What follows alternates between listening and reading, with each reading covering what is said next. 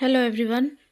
मैं आज आपके साथ फाइनेंशियल अकाउंटिंग का क्वेश्चन पेपर शेयर करने जा रही हूँ। तो जो ये क्वेश्चन पेपर है, पहले आप इसकी कंडीशन देख लीजिए, फिर हम इसके कंटेंट के बारे में बात करेंगे, पेपर में किस तरीके के क्वेश्चंस आए हैं।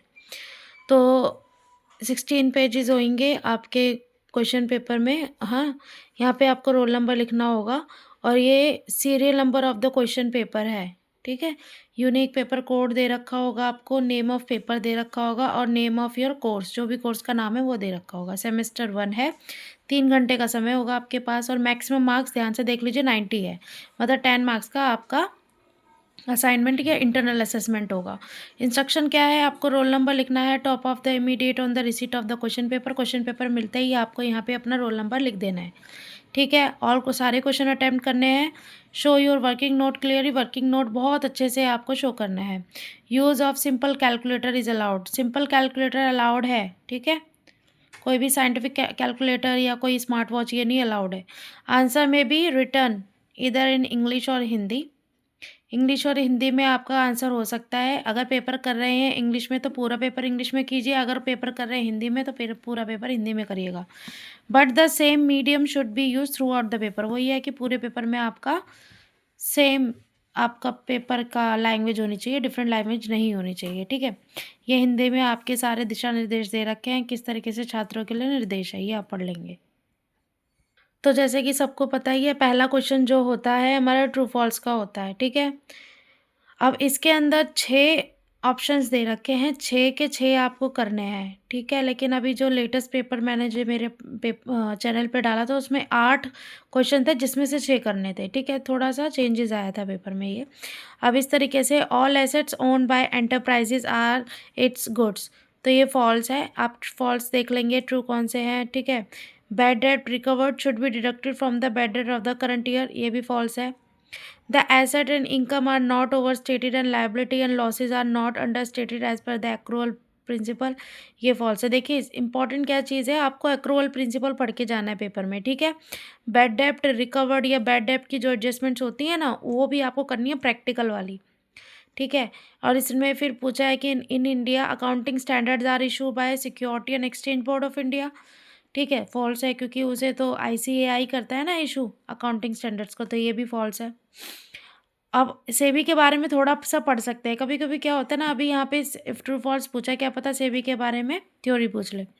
According to the accounting standards, the fundamental accounting assumption are going concern conservatism in accrual, ये मैंने कराया हुआ है।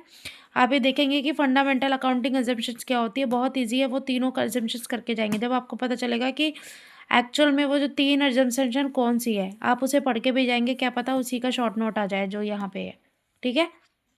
और इनके बारे में ही पढ़ के जाएंगे, going concern conservatism and accrual. Interest receive on investment by the manufacturing concern is non operating income, ठीक है। अब ये आपको बताना है ये ट्रू है फॉल्स है, ठीक है। अब इसके बाद शॉर्ट नोट है, 2-3 ऑप्शन दे रखे हैं, going concern, IFRS, data analytics, in accounting, इनमें से कोई भी आपको दो करने हैं, ठीक है।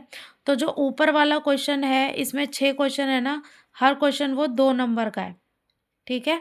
और ये वाले 3, ये आपके 6 नंबर का है, मतलब 3 नंबर का एक शॉर्ट नोट लिखना है और करना कोई भी 2 है। तो ये ऊपर वाला 12 का, नीचे वाला 6 का, तो टोटल 18 मार्क्स का हो गया। अब देखिए सेकंड क्वेश्चन में आपका अकाउंटिंग स्टैंडर्ड 2 आ रखा है, अकाउंटिंग फॉर इन्वेंट्री, ये ज़रूर पढ़ के जाने इंपॉर्टेंट होते हैं ये, ठीक है। फिर इसके बाद ये आपका क्वेश्चन आ रखा है AS 10 के अकॉर्डिंगली आपको मशीनरी अकाउंट बनाना है, आपको प्रिपेयर करना है, prepare plant account for 3 year, 3 साल के लिए आपको प्लांट अकाउंट बनाना है। बहुत ईजी है, मैंने क्वेश्चन करा रखे हैं, आप प्रैक्टिस कीजिए, बहुत ईजी है। फिर इसके बाद ऑप्शन में दे रखा है, सेकंड के ऑप्शन में AS 10 को एक्सप्लेन करना है, और या फिर AS 10 को तो एक्सप्लेन करेंगे, उसके साथ आपको फीफो मेथड और वेटेड एवरेज के मेथड, ये आपको करना है। इस क्वेश्चन के अंदर आपको फीफो मेथड भी लगाना है और वेटेड एवरेज भी लगाना है। तो ऊपर वाला थ्योरी का क्वेश्चन 6 नंबर का और ये 12 नंबर का क्वेश्चन है, ठीक है। अब इसके बाद आपको ये दे रखा है क्वेश्चन फाइनल अकाउंट का, इसके अंदर आपको प्रॉफिट एंड लॉस अकाउंट बनाना है, बैलेंस शीट बनानी है, ठीक है। और इसके अंदर आपको कुछ एडजस्टमेंट्स भी दे रखी हैं, ये तो आप देखिए, सबसे इम्पोर्टेंट देखो, फाइनल अकाउंट अभी सिंपल सरल नहीं आएगा, इसके अंदर जीएसटी का ट्विस्ट देंगे, तो जीएसटी की एडजस्टमेंट ज़रूर देख लो, मैंने कराई हुई है ये, ठीक है।